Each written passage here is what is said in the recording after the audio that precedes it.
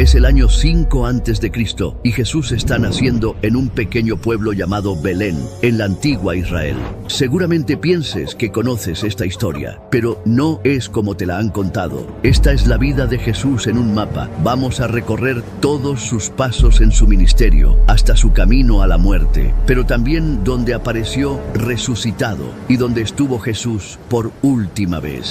Es el año 5 antes de Cristo. Israel era un pueblo aplastado por el puño de hierro de Roma. Llevaban 400 años sin escuchar la voz de Dios, pero seguían esperando una señal, aferrados a la fe de que un día llegaría el Mesías a liberarlos de la esclavitud.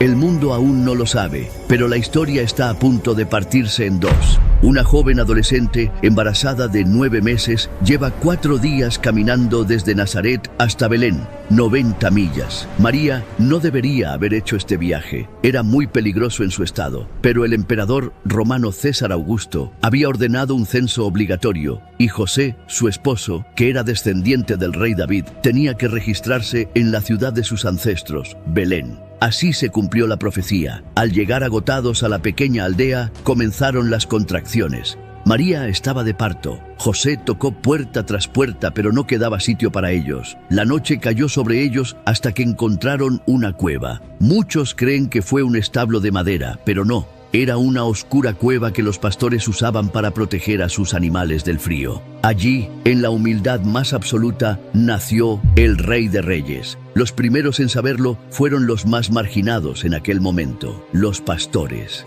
Los pastores eran considerados impuros, no podían entrar al templo y su testimonio ni siquiera valía en un juicio. Pero los únicos que adoraron al Mesías esa noche fueron ellos, los rechazados por la sociedad. 40 días después, José y María llevaron a Jesús al templo de Jerusalén. Ofrecieron 2 tórtolas. Era el sacrificio de los pobres. Si hubieran tenido dinero, habrían llevado un cordero. Entonces, un anciano llamado Simeón tomó al bebé, profetizó la grandeza del niño, pero luego se volvió a María y le dijo unas palabras que la marcarían para siempre. Una espada atravesará tu propia alma. Ella no entendería esas palabras hasta 33 años después, al pie de una cruz. Muchos creen que tras este momento, la familia regresó a su casa en Nazaret, pero no es cierto. Volvieron a Belén, y para entender lo que estaba a punto de suceder, tienes que entender el contexto. Israel vivía bajo un doble terror. Los impuestos romanos se llevaban el 40% de todo lo que la gente ganaba. Las crucifixiones eran un espectáculo público y constante, una advertencia para cualquiera que pensara en rebelarse. Y gobernando sobre este caos estaba Herodes el Grande, un rey paranoico, brutal y en ese momento un hombre moribundo. Porque mientras Jesús crecía, Herodes agonizaba. Tenía gangrena en sus genitales y cada día el dolor lo volvía más paranoico. Este era el hombre que había ahogado a su esposa favorita, Mariamne, el que había ejecutado a 3 de sus propios hijos por miedo a que le quitaran el trono. Y entonces llegaron ellos. Los llamamos Reyes Magos, pero no eran reyes, y no llegaron la noche del nacimiento. Eran magos, astrónomos sacerdotes de Persia. Habían visto algo extraordinario en el cielo, probablemente una conjunción de Júpiter y Saturno, y viajaron durante 2 años siguiendo la señal en el cielo. Los magos entraron a Jerusalén y preguntaron inocentemente, ¿dónde está el que ha nacido rey de los judíos? Herodes no había nacido rey. Roma lo había nombrado. No tenía sangre de David. Y estos extranjeros hablaban de alguien que sí había nacido para reinar. Entonces, Herodes convocó a los principales sacerdotes y les preguntó, ¿dónde debe nacer el Cristo? Ellos sabían perfectamente la respuesta, en Belén de Judea. Estaba a solo 10 kilómetros de distancia, un par de horas caminando, y ni uno solo de ellos fue para verificarlo. Los magos viajaron 2 años para adorarlo. Los sacerdotes no caminaron 2 horas. Estos serían los mismos líderes religiosos que 33 años después gritarían con cobardía, ¡crucifícalo!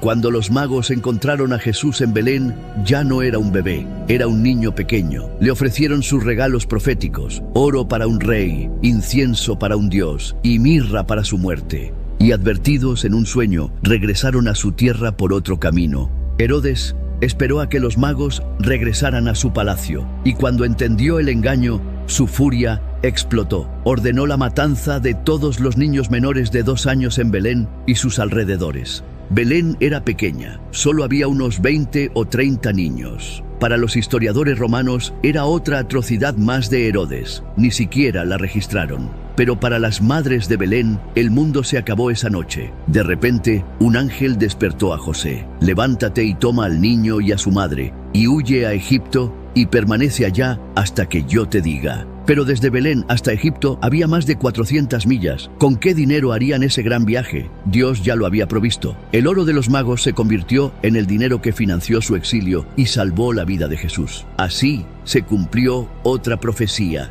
De Egipto llamé a mi hijo. Todo tenía que suceder exactamente así. Esa misma noche huyeron de Belén y emprendieron el largo viaje de varias semanas hasta llegar a Egipto. Se cree que se refugiaron en Alejandría, porque allí había una gran comunidad judía. Meses después, Herodes murió de la forma más grotesca imaginable. Los gusanos lo devoraron por dentro. El hedor era insoportable. La noticia recorrió el imperio. El monstruo había caído, pero José no regresó cuando escuchó la noticia. Esperó hasta que un ángel le dijo: levántate, toma al niño y a su madre, y vete a tierra de Israel, porque han muerto los que procuraban la muerte del niño. Después de meses en el exilio, finalmente Jesús, María y José regresaron a Israel. Jesús ya era un niño de unos 2 o 3 años. Decidieron volver por la ruta costera, evitando Jerusalén, un viaje de más de 600 kilómetros. Pero cuando se acercaban a las fronteras de Judea, José escuchó una noticia que lo detuvo en seco. Arquelao, el hijo de Herodes, ahora reinaba en lugar de su padre, y era incluso más cruel.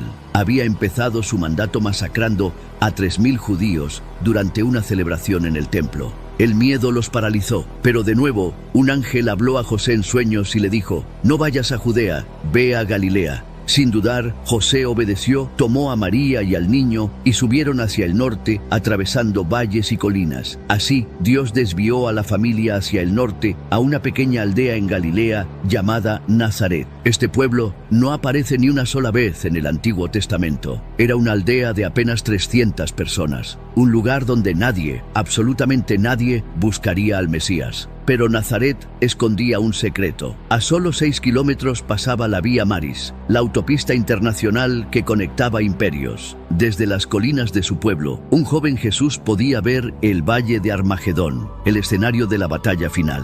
Y a una hora de camino estaba Séforis, una capital cosmopolita y bulliciosa que Herodes Antipas estaba reconstruyendo. Jesús no creció aislado del mundo, creció viendo el mundo pasar, escondido a plena vista. Dios eligió esconder a su hijo donde nadie lo buscaría, pero donde todos lo verían sin reconocerlo. El Hijo de Dios creció como un niño más, en un pequeño hogar rodeado de sus padres. Pero aquí empieza el silencio en las Escrituras. De los siguientes 30 años de Jesús, solo conocemos un único momento. Cuando Jesús cumplió 12 años, se convirtió en un joven adulto según la ley judía y por primera vez podía acompañar a sus padres a celebrar la Pascua en la ciudad santa, Jerusalén. Emprendieron el viaje, una caminata de más de 100 kilómetros hasta el corazón espiritual de Israel, el templo. Pero en camino de vuelta a casa, Jesús desapareció. María y José viajaban en una caravana con un grupo y durante un día entero pensaron que Jesús estaba con otro grupo. Lo buscaron desesperadamente hasta que 3 días más tarde lo encontraron en el templo, sentado entre los doctores de la ley. Pero no estaba aprendiendo, estaba preguntando. Y sus preguntas eran tan profundas que dejaban a los expertos sin respuestas. Cuando sus padres, angustiados, le preguntaron por qué lo había hecho, Jesús contestó: ¿no sabíais que en los negocios de mi Padre me es necesario estar? Fue la primera vez que alguien en la historia se refirió a Dios de una forma tan íntima y cercana. Nadie había llamado Padre a Dios. Era un escándalo. Ni siquiera María y José lo entendieron. Pero tras este momento, regresaron a Nazaret y la Biblia vuelve a silenciarse. 18 años más de largo silencio, hasta que finalmente, después de 3 décadas de espera, de trabajo y de silencio, Jesús salió del pueblo que lo vio crecer, dejó a su familia, que intentó detenerlo, y caminó hacia el río Jordán, donde un profeta llamado Juan estaba bautizando. ¿Sabías que la historia de Jesús comienza literalmente en el lugar más bajo del mundo? Sí, El río Jordán, donde Jesús fue bautizado, fluye a 430 metros bajo el nivel del mar. Es el punto geográfico terrestre más bajo del planeta. Es también un lugar cargado de comienzos y finales. Es el lugar exacto donde Israel, liderado por Josué, cruzó por primera vez hacia la tierra prometida. El mismo lugar donde el profeta Elías fue llevado al cielo en un carro de fuego. Estamos en las orillas del río Jordán. Un hombre llamado Juan está bautizando uno a uno una larga fila de personas. Entonces Jesús se acercó para ser bautizado, pero Juan lo reconoció al instante. Es su primo. Juan intenta impedirlo. El bautismo era para los pecadores y sabe que él no tiene pecado. Pero Jesús le dijo que es la señal para inaugurar su misión y Juan lo sumerge en el agua. Entonces sucedió. En el momento en que Jesús emergió del agua, el cielo se rasgó violentamente y una voz dijo: «Este es mi Hijo amado». Por primera vez en la historia, la Trinidad se manifestó junta. El Padre habló, el Espíritu descendió como una paloma y el Hijo salió del agua. El silencio había terminado. El Mesías ha sido presentado a Israel. Entonces el Espíritu Santo lo llevó hasta el vasto desierto de Judea. Allí Jesús ayunó durante 40 días y 40 noches y fue tentado por Satanás sin descanso. Fueron 40 días de ataques constantes, aunque solo conocemos las 3 tentaciones finales, las 3 que casi lo quiebran. Pero Jesús vence todas las tentaciones y derrota a Satanás. Está agotado, pero ahora está preparado para iniciar su ministerio. Jesús volvió a casa, regresó a Nazaret y lleno del poder del Espíritu, entró en la sinagoga. Pero la gente que lo vio crecer, sus vecinos y amigos, no estaban preparados para lo que estaba a punto de suceder. Delante de todos, pronunció la frase que lo cambió todo: «Hoy se ha cumplido esta escritura delante de vosotros». Al principio, la gente se maravilló, pero entonces alguien susurró: «Un momento, ¿no es este el hijo de José, el carpintero?». El murmullo creció, la admiración se convirtió en duda, y la duda en ofensa, hasta que la furia estalló. Lo agarraron y lo arrastraron fuera de la ciudad hasta el borde de un precipicio para matarlo. Pero Jesús, con una calma soberana, simplemente pasó en medio de la multitud enfurecida y se marchó. Nadie pudo tocarlo. Jesús dejó Nazaret. Su propio pueblo lo había rechazado. Nunca más volvería a Nazaret, pero no se detuvo. Viajó hasta la costa de Galilea y allí, mientras caminaba junto al mar, vio a 2 pescadores exhaustos y frustrados porque no habían pescado nada. Jesús les insta a echar las redes al mar y lo que ocurrió desafió toda lógica. Las redes se llenaron de tal cantidad de peces que comenzaron a romperse. En ese momento, la pesca dejó de importar. Simón, Andrés, Santiago y Juan lo dejaron todo y siguieron a Jesús. El viaje continúa. Jesús, su madre y sus nuevos discípulos son invitados a una boda en Caná, un pequeño pueblo de Galilea. Pero en medio de la fiesta ocurre una catástrofe social. Se acaba el vino. Fue aquí, en el momento más inoportuno, donde Jesús realizó su primer milagro público. Convirtió 6 tinajas de agua, de 100 litros cada una, en el mejor vino que nadie había probado. No hubo espectáculo ni anuncios. Nadie supo qué pasó excepto los sirvientes. Pero esto era solo el comienzo. De ahí, Jesús bajó unos días con su familia al bullicioso pueblo pesquero de Cafarnaúm. Pero pronto llegó la fiesta de la Pascua y tuvo que subir a Jerusalén. Fue allí, en una noche silenciosa, hablando con un líder religioso llamado Nicodemo, donde pronunció una de las frases más conocidas de la historia: «Porque tanto amó Dios al mundo, que dio a su Hijo unigénito, para que todo el que cree en Él no se pierda, sino que tenga vida eterna». Con estas palabras, Jesús dejaba claro que su mensaje no era solo para los judíos, sino para todo el mundo. Jesús continuó su camino, y para volver al norte, tomó una ruta que la mayoría de los judíos evitaba: Samaria. Allí se detuvo en un lugar cargado de historia, el pozo de Jacob. Y aquí hay un dato increíble. Este pozo, que ya era antiguo en tiempos de Jesús, todavía existe. Se encuentra bajo una iglesia en la actual Cisjordania. Allí, tras hablar con una mujer samaritana sobre el agua viva de la vida eterna, Jesús llegó de nuevo a Caná, donde sanó al hijo de un funcionario del rey sin siquiera estar presente. Su fama crecía, pero no es nada comparado con lo que Jesús haría en el pueblo de Cafarnaúm, a orillas del mar de Galilea, que es hacia donde viajó después. Jesús eligió este bullicioso pueblo para establecerse junto a sus seguidores. ¿Por qué aquí? Cafarnaúm era un punto estratégico en la Vía Maris, la antigua ruta comercial que conectaba Egipto con Damasco.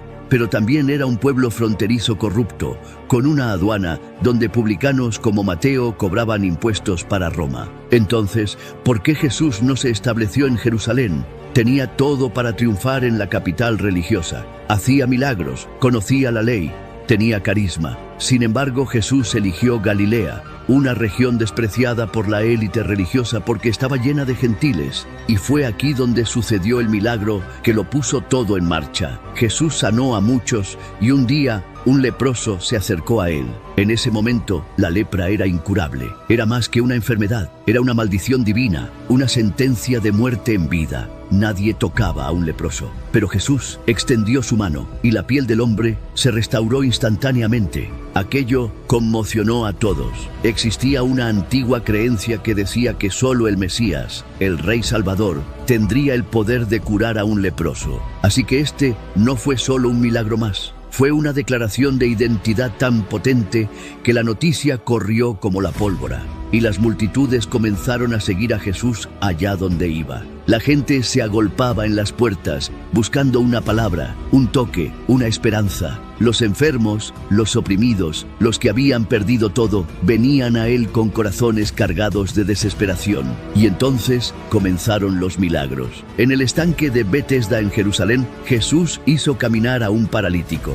Pero el milagro fue lo de menos. Jesús hizo algo que congeló la sangre de los fariseos. Se comparó con Dios. Dijo que él tenía el poder de dar vida igual que el Padre. Los judíos llevaban 400 años sin escuchar a un profeta. Y ahora este joven afirmaba ser no solo un profeta, sino el rey prometido que derrotaría a Roma. Para los líderes religiosos, esto era una blasfemia intolerable. A partir de ese momento, ya no solo querían discutir con él, empezaron a planear activamente cómo podrían matarlo. Después de Jerusalén, Jesús se dirigió al río Jordán para bautizar junto a su primo Juan, pero la tragedia golpeó. El rey Herodes, enfurecido por las críticas de Juan, ordenó su arresto. Poco después, Juan sería ejecutado. Con su primo en prisión, Jesús volvió con sus seguidores a la región de Galilea y allí eligió a 12 hombres, pescadores, cobradores de impuestos, celotes, y juntos recorrieron 9 ciudades de Galilea. Jesús decía: «Vamos a los lugares vecinos para que predique también allí, porque para esto he venido». Las personas acudían desde todas partes, buscando la sanidad que solo Jesús podía dar. No había pausa, no había descanso.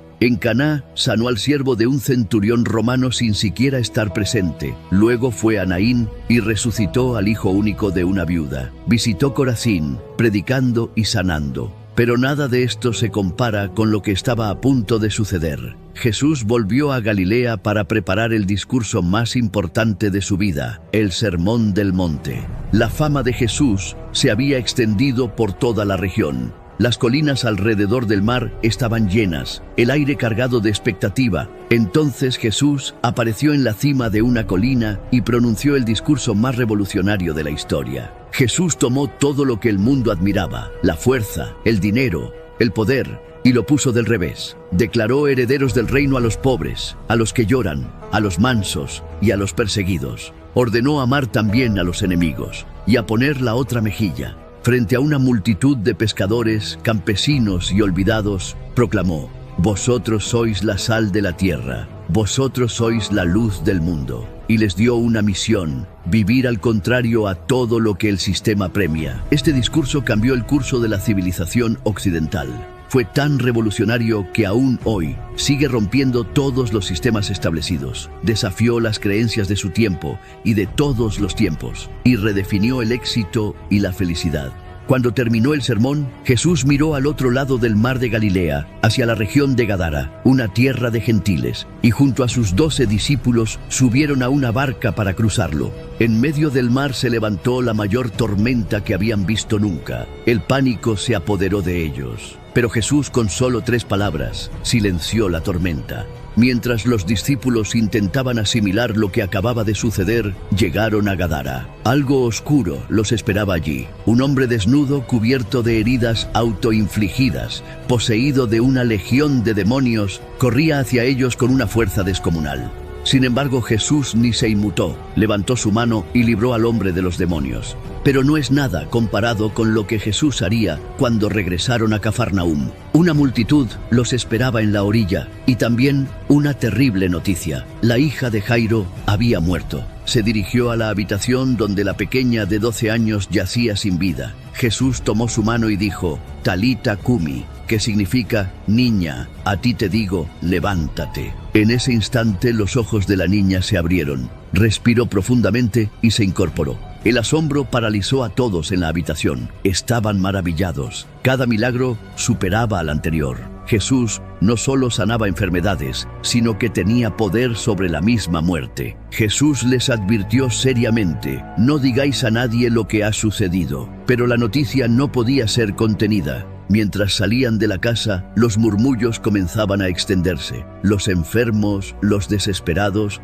los curiosos, todos se agolpaban alrededor del maestro, ansiosos por una palabra. Jesús, consciente del peso que llevaba, decidió cruzar al otro lado del mar de Galilea para encontrar un momento de tranquilidad. Pero la calma duró poco. Cuando llegaron a la orilla en Betsaida, una multitud los esperaba. Jesús, en lugar de retirarse, estuvo horas predicando sobre el reino de Dios. Y cuando el hambre se extendió en la gran multitud, con solo 5 panes y 2 peces, alimentó a más de 5,000 personas. El pan se multiplicaba en las manos de los apóstoles mientras lo partían. Durante horas, cada uno de ellos sintió las leyes de la física romperse entre sus dedos. Al final, sobraron 12 canastas, una por cada tribu de Israel. Pero entonces, la multitud intentó hacerlo rey por la fuerza. Su plan era secuestrarlo y marchar a Jerusalén. De repente, Jesús huyó solo al monte y ordenó a los 12 discípulos subir a la barca para cruzar el mar de Galilea. Pero en medio del mar, una tormenta mortal los atrapó.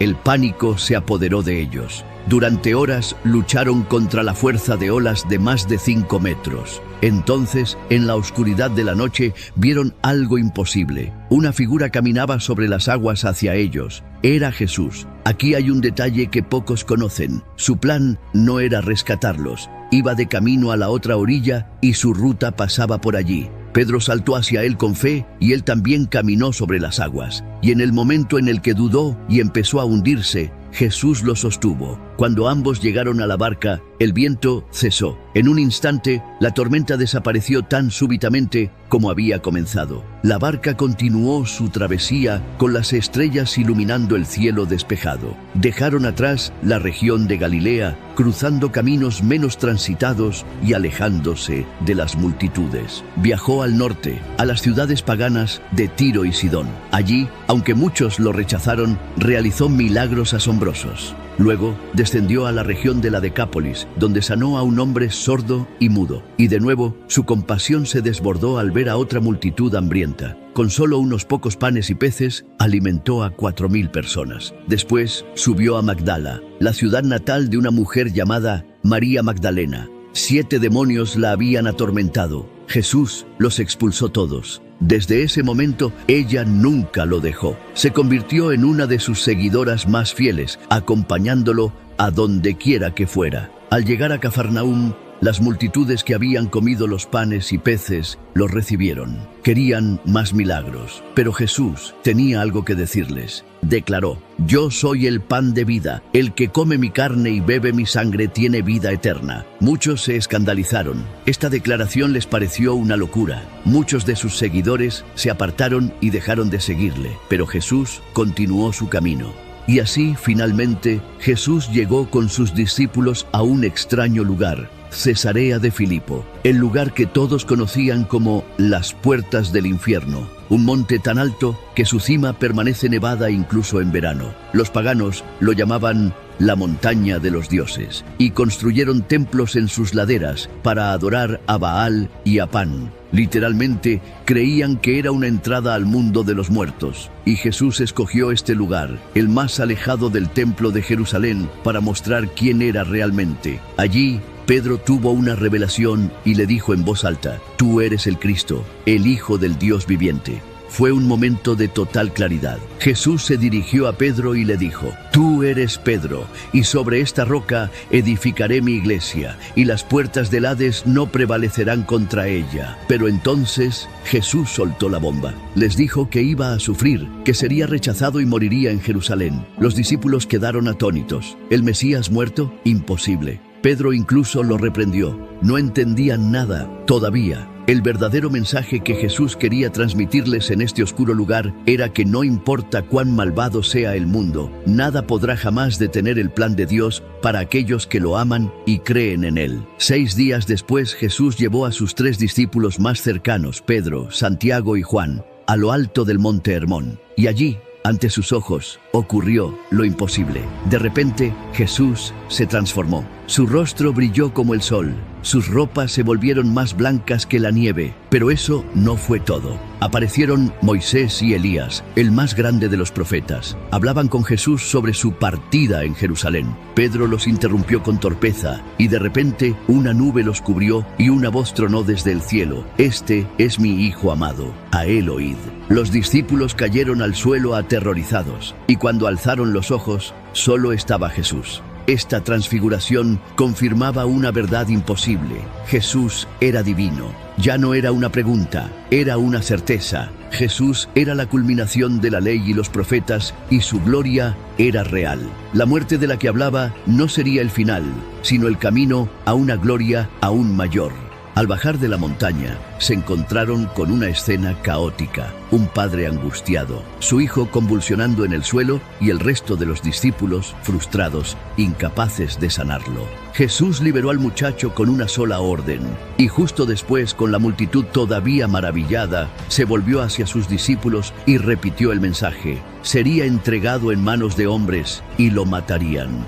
El mapa de su vida apuntaba ahora a un solo lugar. Su destino estaba marcado, pero el tiempo se agotaba. Entonces Jesús afirmó su rostro para ir a Jerusalén. Debía llegar a tiempo para entregar un mensaje crucial. El viaje fue largo. Atravesó las aldeas de Samaria y la región de Perea, al otro lado del río Jordán, enseñando sobre el reino de Dios y preparando a los suyos para el final. Cuando por fin llegaron a Jerusalén a tiempo para la fiesta de los tabernáculos, Jesús fue directo al templo y se puso a enseñar. La tensión con los líderes religiosos se podía cortar con un cuchillo, y en medio de la discusión, Jesús les lanzó un desafío: de cierto os digo que el que guarda mi palabra nunca verá muerte. Los fariseos se burlaron: ¿acaso eres tú mayor que nuestro padre Abraham, el cual murió? Ni siquiera tienes 50 años y dices haber visto a Abraham. Entonces Jesús los miró fijamente y pronunció las palabras que sellaron su destino: antes que Abraham fuese, yo soy. El impacto fue total. Yo soy era el nombre sagrado de Dios, revelado a Moisés en la zarza ardiente. Jesús no solo estaba diciendo que existía antes que Abraham, estaba reclamando ser Dios. Para ellos, ese fue el límite, una blasfemia intolerable. Agarraron piedras del suelo para matarlo en ese mismo instante, pero Jesús se escabulló entre la multitud y desapareció del templo. Su hora todavía no había llegado. Escapó a Betania, a casa de sus amigos María, Marta y Lázaro. Necesitaba tiempo, pero el tiempo era exactamente lo que no tenía. Cuando las aguas se calmaron, Jesús volvió a Jerusalén, y fue allí donde sanó a un ciego en la piscina de Siloé, un lugar que, por cierto, todavía puedes visitar hoy en día. Pero esta nueva demostración de poder solo avivó el fuego. Durante la fiesta de la dedicación, conocida hoy como Hanukkah, los líderes religiosos lo acorralaron en el templo. Le exigieron una respuesta clara: ¿eres tú el Mesías, el Rey Salvador que esperamos? Dínoslo abiertamente. De nuevo, Jesús los dejó sin palabras. Les dijo: yo y el Padre uno somos. Esas fueron las 5 palabras. La declaración definitiva. Otra vez obtuvo la misma reacción. Volvieron a tomar piedras para ejecutarlo por blasfemia. y por segunda vez Jesús logró escapar, esta vez huyendo a la región de Perea. Fue allí donde recibió una noticia terrible. Su amigo Lázaro estaba gravemente enfermo en Betania, pero Jesús no fue a salvarlo. Esperó 2 días completos. Sus discípulos no lo entendían. Cuando finalmente llegaron a Betania, Lázaro llevaba 4 días muerto y enterrado. Entonces Jesús hizo algo que provocaría que casi toda la nación lo aclamara como rey. El milagro público más grande de su vida estaba a punto de suceder. Marta, con el corazón roto, le dijo: «Señor, si hubieras estado aquí, mi hermano no habría muerto». Entonces Jesús la miró y le dijo: «Yo soy la resurrección y la vida. El que cree en mí, aunque esté muerto, vivirá». Y frente a la tumba, con una voz que retumbó con autoridad divina, gritó: «Lázaro, sal fuera». De repente, el hombre que había estado muerto salió caminando de la tumba. Fue el milagro más público y desafiante de todos. Ya no había vuelta atrás. La noticia explotó como la pólvora. Toda Jerusalén hablaba de la resurrección de Lázaro. Este milagro fue la gota que colmó el vaso para los líderes religiosos. El Sanedrín, el Consejo de Gobierno judío, convocaron una reunión de emergencia. Estaban aterrados. Caifás, el sumo sacerdote, argumentó que Jesús debía morir porque si todo el pueblo lo seguía, el emperador de Roma vería una rebelión y destruiría la nación. Pero esa no era la verdad. Estaban celosos, llenos de envidia de que las multitudes le seguían a él y no a ellos. Votaron, y la decisión fue unánime. Jesús debía ser ejecutado. Desde ese día, planearon su muerte de forma oficial. El final se acercaba y Jesús lo sabía. Era el momento de cumplir el propósito para el que había nacido: morir. Tras predicar en Perea y Jericó, volvió a Betania. Allí, 2 semanas antes de su muerte, María le ungió los pies con un perfume carísimo. «Para mi sepultura», dijo Jesús en voz baja. Ella fue la única que entendió. El momento exacto había llegado: la Pascua. La semana final de su vida fue una obra maestra de provocación. Comenzó con la entrada triunfal. Jesús se dirigió a Jerusalén y la noticia de que el hombre que había resucitado a un muerto estaba allí, tan cerca de Jerusalén, atrajo a una multitud gigantesca. Entonces Jesús montó en un pollino y comenzó a bajar del monte de los Olivos hacia la ciudad, cumpliendo la profecía de Zacarías 9. La multitud lo recibió como a un rey, agitando palmas y gritando: «Hosana, bendito el que viene en el nombre del Señor, el Rey de Israel». Al día siguiente, Jesús entró en el templo y al ver el mercado en que habían convertido la casa de su padre, se llenó de ira. El patio de los gentiles, el único lugar donde los no judíos podían orar, se había convertido en un mercado ruidoso y corrupto. Hizo un látigo con unas cuerdas y desató el caos. Volcó las mesas de los que cambiaban dinero, liberó a los animales y expulsó a los cambistas y mercaderes, mientras gritaba: «Escrito está, mi casa, casa de oración será llamada, mas vosotros la habéis hecho cueva de ladrones». El acto final había comenzado. Los comerciantes huyeron mientras los líderes religiosos observaban desde las sombras. La tensión en Jerusalén se podía cortar con un cuchillo. Los líderes religiosos estaban desesperados por detener a Jesús, pero tienen un problema grave: la multitud lo adora. ¿Cómo hacerlo sin provocar disturbios? Su oportunidad llegó de donde menos esperaban. En una oscura noche, Judas Iscariote tocó a su puerta. Era uno de los 12, el tesorero que manejaba el dinero del grupo. La Biblia dice que entró Satanás en Judas y les hizo una oferta. Entregaría a su maestro por 30 monedas de plata, el precio de un esclavo. Los sacerdotes aceptaron al instante. El plan estaba en marcha. Al día siguiente, Jesús reunió a sus discípulos. Sabía lo que venía. Iban a celebrar la Pascua, pero esta cena sería la última. Durante la cena, Jesús soltó una bomba: «De cierto os digo que uno de vosotros me va a entregar». Un murmullo recorrió la mesa. Entonces Jesús mojó el pan y se lo dio a Judas. «Lo que vas a hacer, hazlo pronto». El corazón de Judas martilleaba en su pecho. Se levantó sin decir palabra y salió hacia la oscuridad. El traidor había sido revelado. Los demás no entendían qué acababa de pasar. Entonces Jesús tomó el pan, lo partió y dijo: «Esto es mi cuerpo». Luego tomó la copa de vino: «Bebed de ella todos, porque esto es mi sangre del nuevo pacto, que es derramada por muchos para perdón de los pecados». Los discípulos bebieron sin comprender que estaban presenciando el nacimiento de un sacramento que 2000 años después seguiría celebrándose. Y justo cuando pensaban que la noche no podía ser más intensa, Jesús hizo algo inesperado. Se quitó el manto y uno por uno comenzó a lavarles los pies. Solo esclavos gentiles hacían esto. El maestro se arrodillaba como un siervo, enseñando que el liderazgo en su reino se basaba en la humildad y el servicio a los demás. Terminada la cena, salieron hacia el Monte de los Olivos. Jesús no cambió el plan. Judas sabía que Jesús al terminar la cena se dirigiría a un jardín llamado Getsemaní, justo fuera de las murallas de Jerusalén, donde a menudo iba a orar hasta altas horas de la noche. De hecho, este jardín de olivos todavía existe hoy.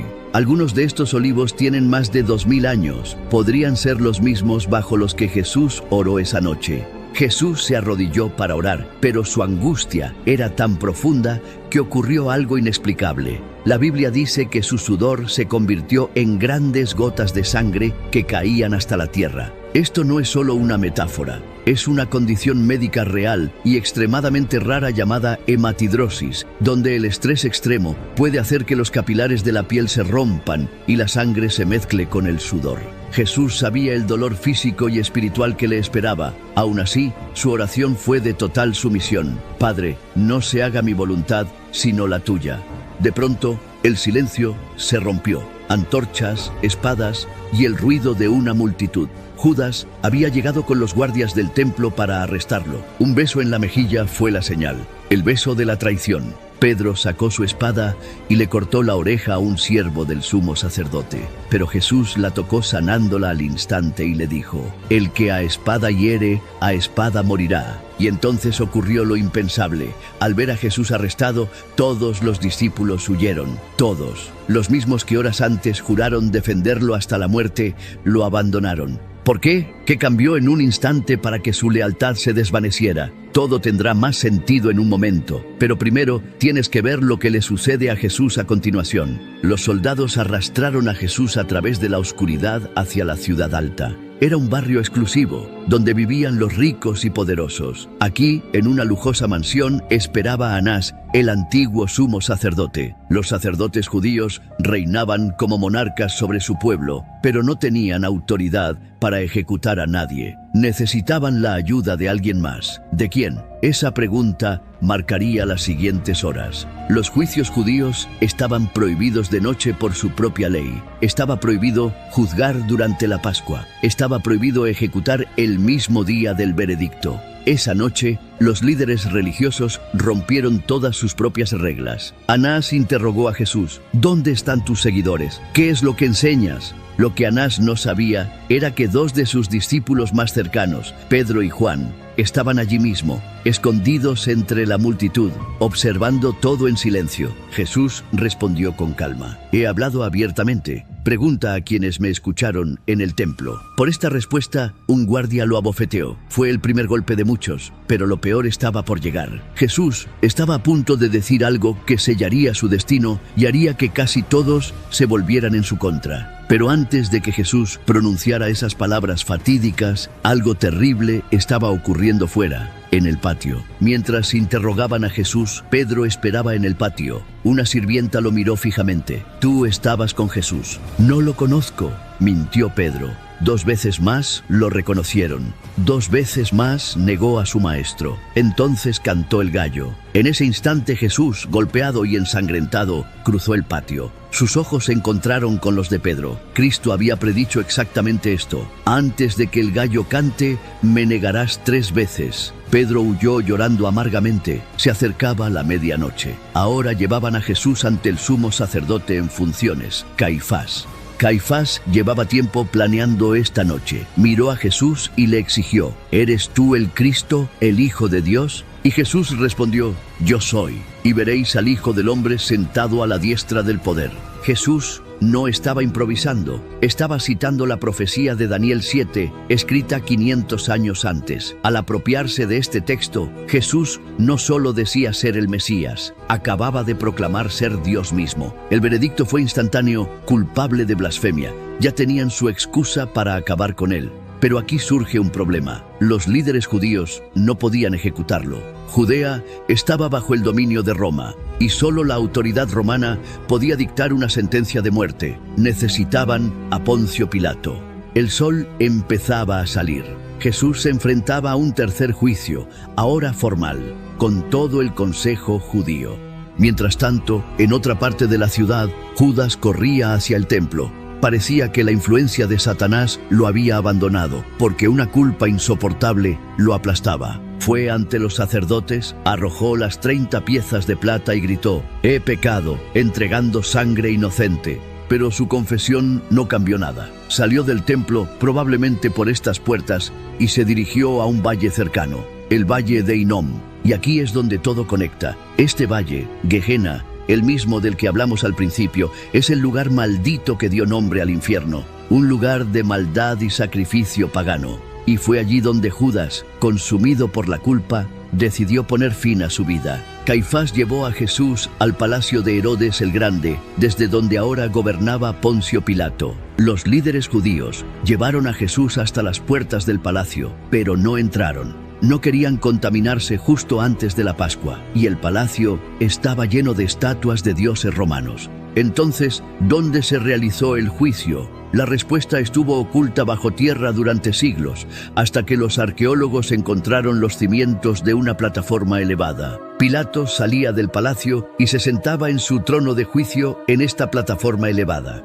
Este era ya el cuarto juicio de Jesús en menos de un día, y sus enemigos no querían una muerte rápida. Querían la muerte más tortuosa que el imperio conocía, la crucifixión, reservada solo para esclavos rebeldes y enemigos del Estado. Pero Pilato dudaba. La historia nos muestra que interrogó a Jesús varias veces, entrando y saliendo del palacio. ¿Eres tú el rey de los judíos?, preguntó directamente, y Jesús contestó: «Mi reino no es de este mundo». Con estas palabras, Pilato no vio amenaza alguna para Roma. Salió y declaró a Jesús inocente. La multitud estalló en furia. Pilato estaba desconcertado. ¿Qué había hecho este hombre para provocar tanto odio? Pero entonces, en medio del caos, Pilato descubre un detalle clave. Jesús era de Galilea, y Galilea estaba bajo la jurisdicción de otro gobernante, Herodes Antipas. Y por una increíble coincidencia histórica, Herodes se encontraba de visita en Jerusalén para la Pascua. Pilato vio la oportunidad de pasarle el problema a otro y envió a Jesús al palacio de vacaciones de Herodes. Herodes, a diferencia de Pilato, estaba emocionado.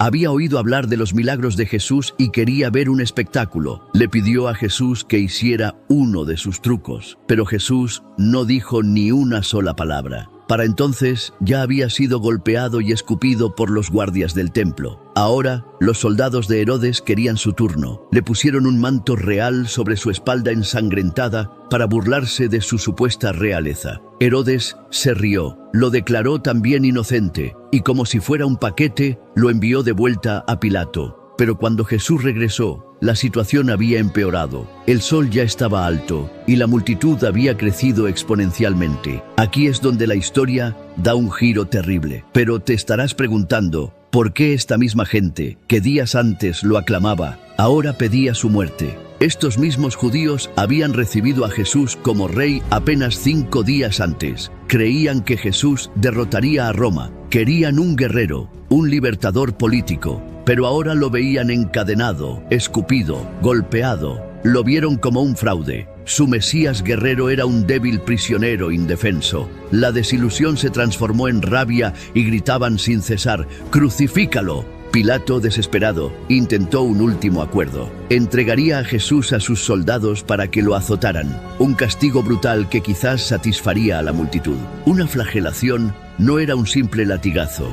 Los soldados usaban un látigo con varias correas de cuero, y en las puntas de esas correas ataban trozos de hueso afilado y bolitas de metal.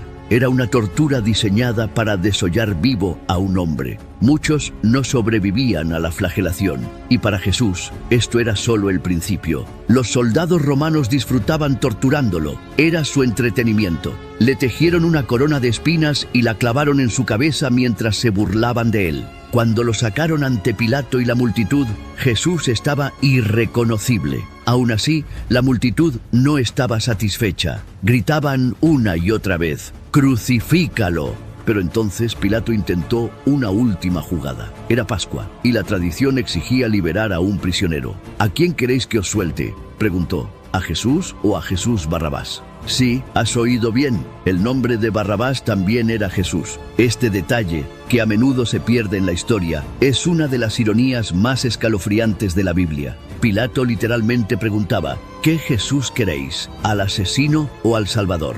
Eligieron al asesino. Y no solo eso, sino que gritaron una de las frases más trágicas de la historia, sellando su decisión: que su sangre caiga sobre nosotros y sobre nuestros hijos. Pilato se rindió, se lavó las manos y lo entregó para ser crucificado. Jesús estaba a solo unas horas de su último aliento. Los soldados lo arrastraron fuera del pretorio. Le cargaron sobre los hombros el madero horizontal de la cruz, áspero, pesado, manchado ya con la sangre de otros condenados. Cada paso era un tormento. Jesús recorrió desde el pretorio hasta el Gólgota, atravesando el corazón de la ciudad vieja de Jerusalén. Ese camino, de apenas 600 metros, es hoy uno de los lugares más sagrados del mundo, la Vía Crucis o Vía Dolorosa. Pero aquel día era solo una calle cualquiera convertida en corredor de muerte. Jesús estaba tan debilitado por los azotes que su cuerpo colapsó en el camino. Cayó al suelo,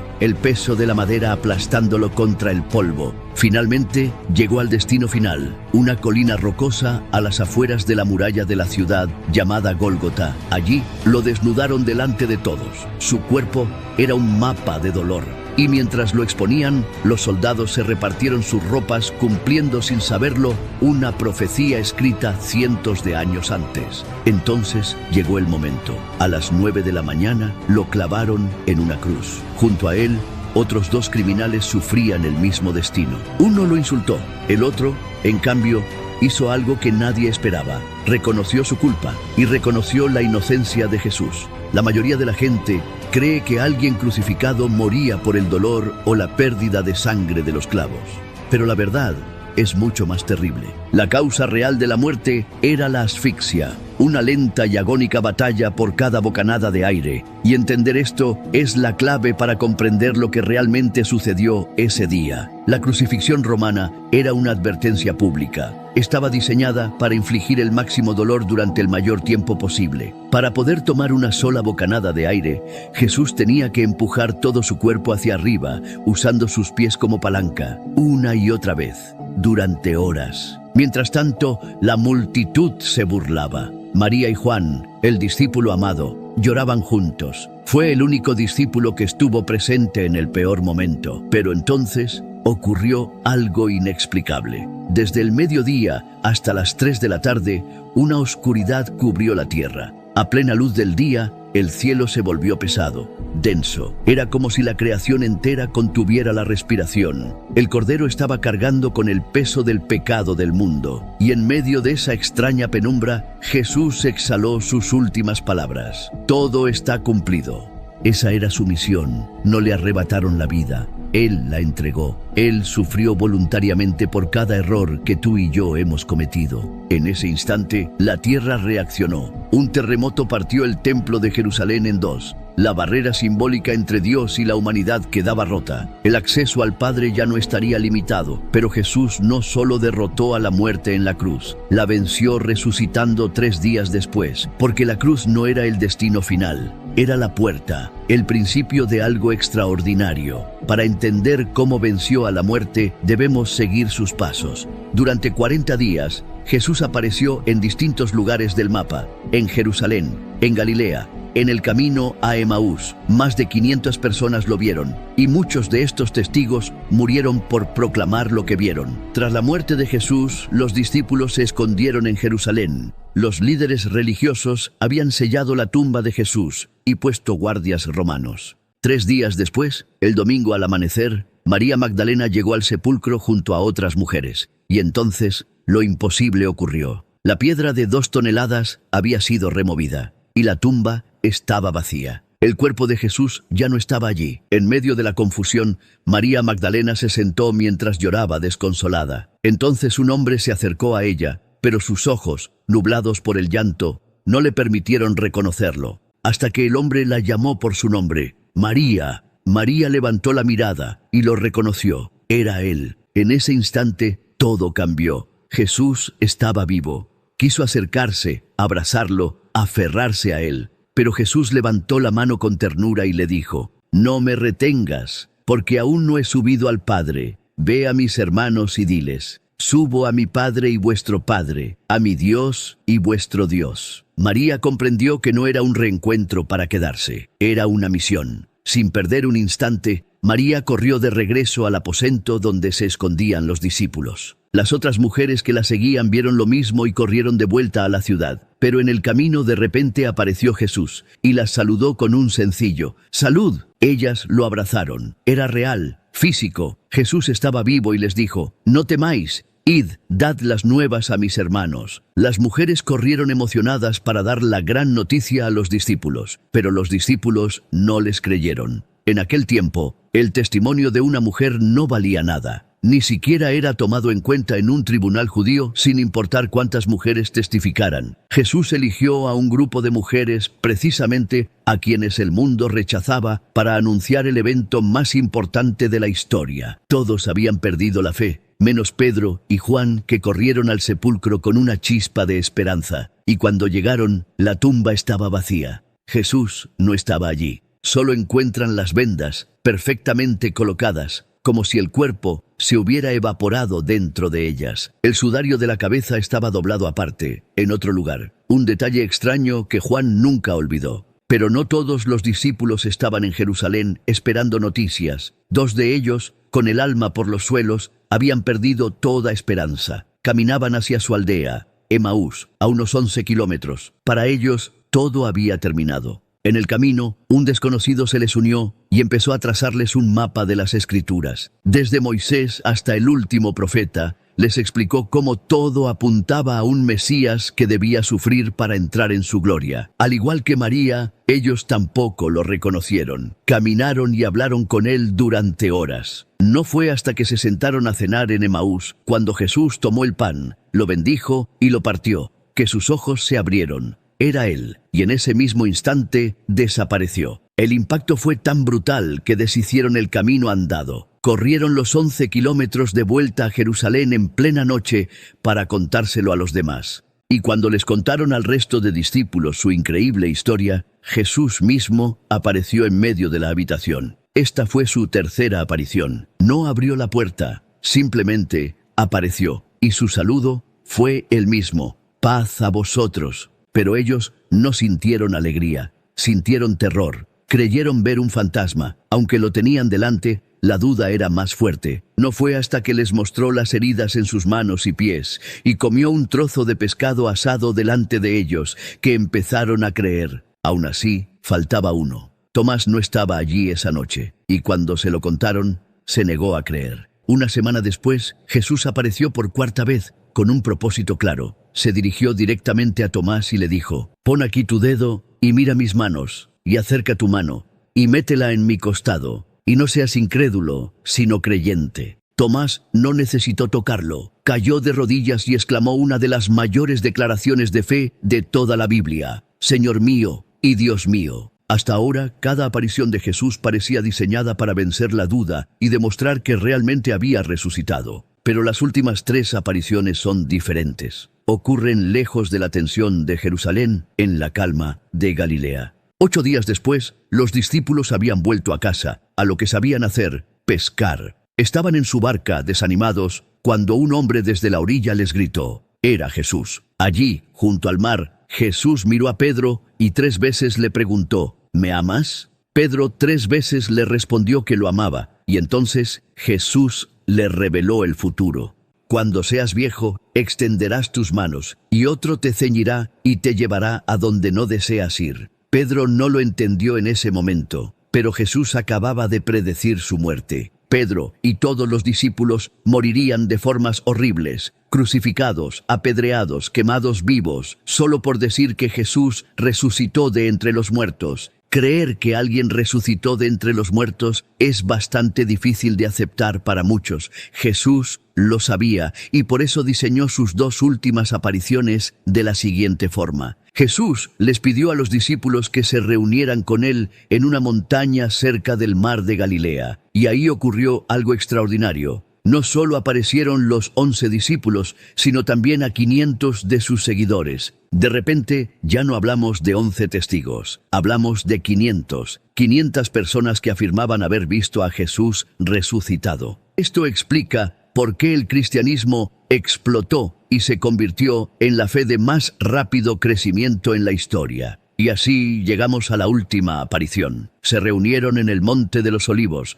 cerca de Jerusalén. Allí vieron con sus propios ojos a Jesús ascender al cielo hasta que una nube lo ocultó. En ese momento final, Jesús no les dio una prueba física, sino una promesa que se convertiría en la prueba más poderosa de todas. Les prometió que el Espíritu de Dios descendería sobre ellos, y que ese Espíritu atraería a la gente hacia Él a lo largo de la historia. 50 días después, 3.000 personas se convirtieron en un solo día. En pocos años, el mensaje llegó a todo el Imperio Romano. Quizás, mientras has leído estas palabras, has sentido algo en tu corazón, un eco de verdad. Quizás sabes en lo profundo que estos eventos son reales, pero te sientes demasiado perdido o indigno para acercarte a Él. Quiero decirte algo. Jesús vino al mundo para salvarte, y lo hizo muriendo en una cruz, pagando el precio por tus errores y los míos, para que pudieras conocer a Dios. Y para que este mensaje llegue a más personas que no conocen a Jesús, nos ayudaría mucho que dejaras tu me gusta en este video. Deja tu comentario agradeciendo a Dios darnos su regalo más grande, la vida eterna a su lado. Y si tienes que compartir un mensaje, que sea este, porque este es el mensaje más poderoso y transformador que existe. Muchas gracias por tu apoyo. Bendiciones para ti y tu familia.